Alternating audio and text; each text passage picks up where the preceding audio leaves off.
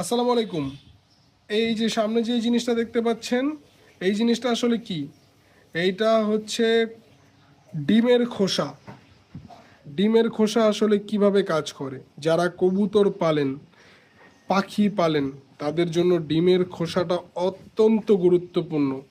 এই ডিমের খোসা কবুতরের মিনারেল, ফসফেটজনিত মিনারেল, তারপরে বিভিন্ন সমস্যার মহা ওষুধ হিসাবে কাজ করে। ইভেন যারা দেখবেন গাছপালা লাগায় বারান্দার মধ্যে, তারাও ডিমের খোসা ভিজিয়ে রাখা পানি গাছে দেয়।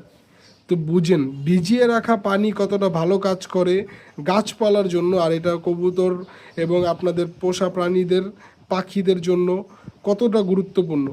ডিমের খোসা আমরা আসলে কবুতরের গ্রিডের সাথে মিক্স করে খাওয়াই, এবং যারা নিজেরা আলাদা করে কবুতরের গ্রিডের সাথে খাওয়া, আলাদা করে অন্য বাটিতে দিয়ে খাওয়ান, তারাও এটার ভালো দিক সম্পর্কে আপনারা ভালো ধারণা রাখেন।